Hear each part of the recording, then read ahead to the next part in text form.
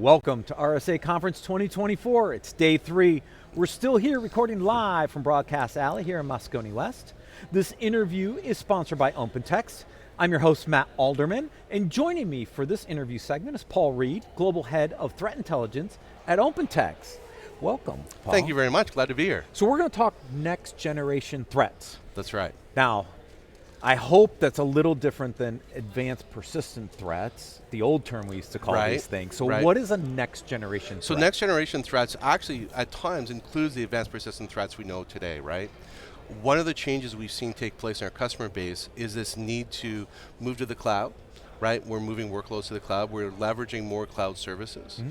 We also have this incredible push to centralize our identity, right? We think about our move to federated identity, and that's been very positive for a lot of companies, right? We now manage it much better, better location, better controls, all those things.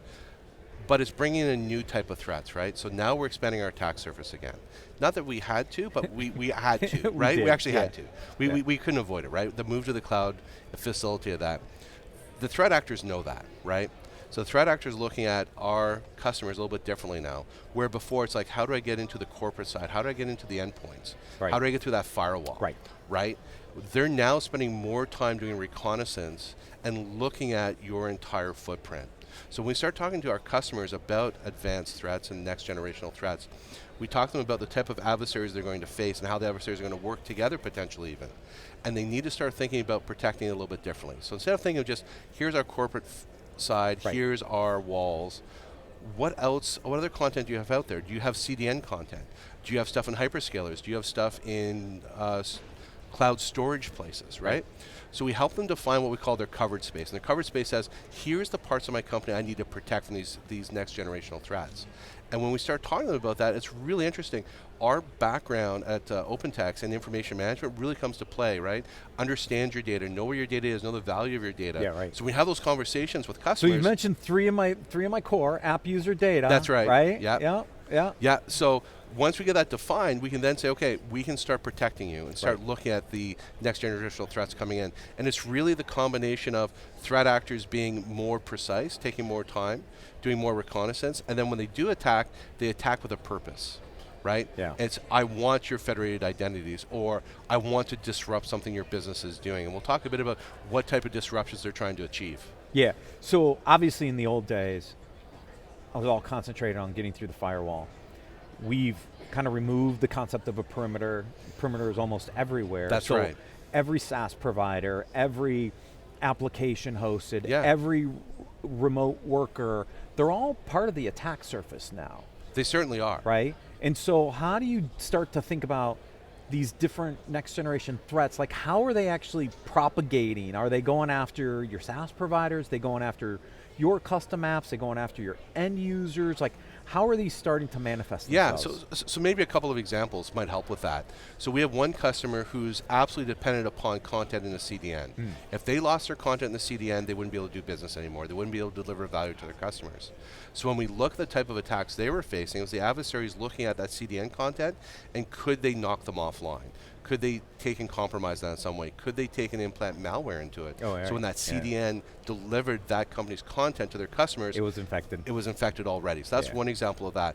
We also see them going after, their federated identities, right? We have the drive-by attacks or the credential stuffing attacks, right? So they know that if I can compromise that one credential, I don't have to go to 4 or 5 other locations now to break in. I got the federated identity. Yeah, and then I'm a trusted user on the network. There you are, exactly right. That's right, exactly right. So we're trying to help them identify that and identify that space and really help protect that. Yeah, that's a really interesting correlation between data / application and user correlation that's going to be important.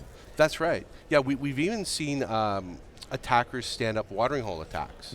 So we actually caught one where the attacker stood up a HR site that was almost identical to what the company's one was, and we actually were able to identify 3 or 4 employees who had gone to that site and actually provided credentials. Now, thank goodness they had the 2FA involved, and we saw that the attacker couldn't get past the 2FA, but yet the watering hole attack was still successful in gathering their credentials. The initial credentials, That's correct, exactly right. Yeah, then you use a little MFA fatigue, and the next thing you know, So we see a lot of that, right? We do see a lot of MFA fatigue, and customers need to be aware that that's taking place. No, exactly right.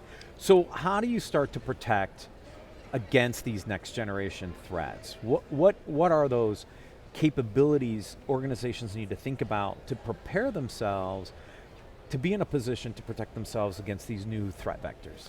So it's really about visibility. So today we've done a great job looking inward, right? Like from the firewall in. EDR, it's been incredible for us. It's really helped solve a lot of that endpoint issues, a lot of, getting compromised inside your firewall. We need to lift our eyes up again, right? We need to look to the cyber horizon and see what's coming from there.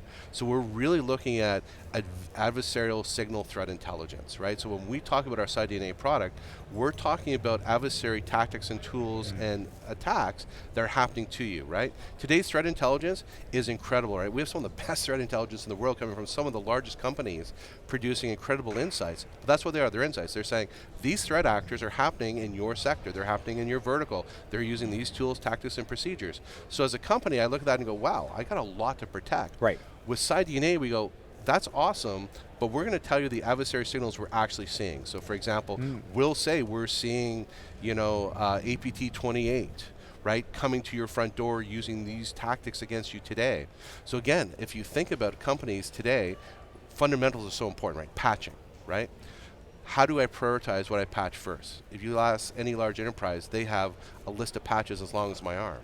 So the question is, where do I go to first? What do I patch first? So with CyDNA and those adversary signals, we're saying APT 28s using this CVE, you should probably prioritize patching those ones first. Yeah. So we're giving them the ability to become more cyber resilient by seeing these advanced warnings of attack and compromise coming in through CyDNA. Well, it's contextualizing the IOCs and the TTPs to the specifics, right? I think this, we've seen these threat intelligence platforms, lots of data to go through, but it sounds like what you're doing is really contextualizing, saying it is this threat actor using these threats, that's right, these TTPs, therefore we know it's an active threat vector that you should protect against versus all the potential IOCs and TTPs out there. That's exactly right. And we can actually tell them this is the methods they're using because we're seeing those signals. What's interesting as well, we can tell them to a fairly high degree of confidence if they were directly targeted or were they part of just a larger drive-by attack, right? We do see there's the pray and spray attacks that still take place, right? I'm just going to hit everybody, right? And hopefully I get lucky and my lottery number comes up and I get in, right? But there's other attacks we're seeing that are very targeted. And it's those ones that are the most concern to our customers. A lot of times when we start talking to them, we ask them, who do you think your threat actors are? Where do you think your threats are coming from? And then we actually show them what's actually happening. They're quite often surprised by the threat actors targeting them. A lot of companies, they're in an industry or they deliver a service where they don't necessarily see themselves as maybe part of a larger geopolitical play. But yet, for the simple fact that you're in that country or you're part of a supply chain that supplies someone else, you become a target very quickly for some of these nation states where you may not think you are. Yeah, so any good examples of some of the types of attacks that you can detect and prevent by bringing all this data to light? Yeah, I think one of the most interesting ones we did recently is we did a situation report, is what we call them, from CyDNA for a government's military department. So we looked at them and then we said to them, why don't you give us 6 or 7 verticals that are part of your supply chain and 3 or 4 companies in each of those supply chains that if something happened to them, it could be detrimental to yourselves. So when we did the covered space, as we talked about earlier, we defined their covered space, we looked at the adversary signals coming in and out of it, what we saw was really fascinating. The actual ministry itself, very little signal, very little attacks. They know, the attackers know at this point that we've gotten really good at stopping that. That's right, it's strong, it's solid. The weaker side, though, is the supply chain, right? If I can degrade your ability to do something by attacking a supply chain, that's as good as attacking you. And we actually saw the supply chains getting attacked. We saw providers of critical parts or critical infrastructure or providers of national infrastructure being targeted by adversaries who try to degrade the ability of the ministry to deliver goods and services to the country or to allies as well. Right. And I would assume you see similar things going after potential SaaS providers, even cloud providers, right? Because if you think about the dependency we have on all these other SaaS applications, cloud environments, et cetera, they're part of a supply chain we haven't thought about traditionally as an attack vector. But if someone were to take down services in AWS or one of the cloud providers, or to take down a SaaS application, those also have impact to you as an organization. Absolutely, and we had a really good example of that. So we had a customer who had a large workload in GCP, And we saw the adversary focusing on a handful of addresses that they had running up there in the hyperscaler. And when we went and looked at it, they were really intent to, one, try to break in, try to get access to it through different methods. That didn't succeed, so then they started a large-scale denial of service attack against it. When we talked to our customer about it, come to find out it was actually one of their safety systems that they were targeting. So they were trying to impact the ability of the company to continue operations by targeting their safety systems. I think your safety system's offline, you can't operate. Right. Oh, so interesting. It is. I mean, it really is. Yeah, I mean, obviously one way is denial of service attacks, but trying to get in and shut down a specific service. That's right. Shut down the business. Another example, we had, and again, it's through no fault of the company, right? Everyone's always doing their best, and we have to understand that when we hear someone's getting breached, it's not because they're trying to get breached, right?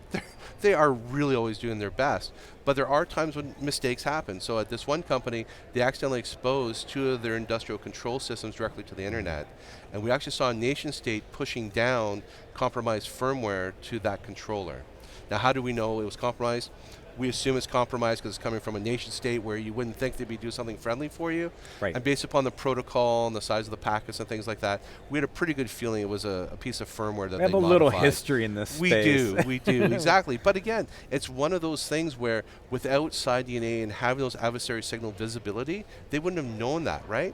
Because if they'd known that piece of equipment was directly connected, they would have disconnected it. Right? Yeah. The other one we see a lot of, and again, it's business opportunity and business taking place is, I need more compute. So someone goes, you know what, I got this server here, I'll stand up ESX on it, give you more elasticity, and great. So you stand up your workload you're working on it, but no one ever goes back to patch it.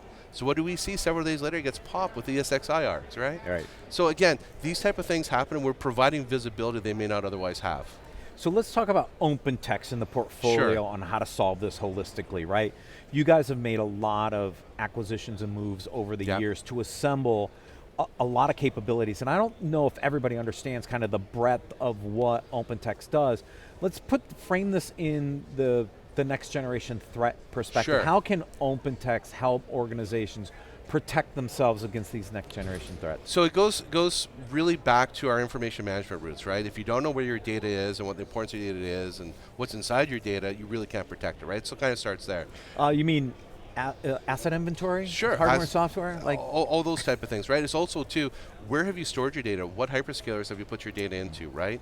What's the content of that data, right? We have products that help you identify the content. What's in there? Is there PII, PCI? Is there corporate secrets in there, right? Things like that. So if you know where those are, it's easier to protect. Then we have a suite of products, everything from, a DevOps, being able to do code scanning, identity, IDAM, ITOM, all of those things, all the way up to the things we talked about today, including things like behavioral analytics, adversary signal detection. We have a network detection with our Bricata product. So we really span the entire space for customers. We can provide a complete holistic solution from managing and understanding your data to protecting your data, and it really increases the overall cyber resiliency of that company. Now, are you integrating all this threat intelligence and this adversarial threat data across all these different solutions to really help contextualize those threats to make kind of the protection mechanisms better across the whole suite, right? And we are working at that right now. And that's something that's very important to OpenText, right? We have incredible rich threat intelligence in our products, and we want to share that across all of our products, and of course with our customers as well, because the sharing of that data makes us all more secure. Right. What's the future for OpenText? So we're really focused on bringing all those products together, as you just talked about, right? All those integration points, sharing of that threat intelligence. But it's also all about, how can we make our information security more accessible, right? So we have this Aviator undertaking where we're using our history and information management to build LLMs and generational AI that is very specific to the type of information we're using. So it's not very generalized, but it's specific to what we're doing. So we provide the best possible content, the best possible richness of information to those customers when they ask those questions to those really important prompts they're going to create. Yes. It's great to have all the data, and OpenText has a lot of that data. That's correct, exactly right. Paul, thank you so much for joining us on this interview. If anybody wants to learn more, please visit securityweekly.com/OpenText RSAC. And to check out all of our content, please visit securityweekly.com/RSAC. Stay tuned, we have more interviews coming up.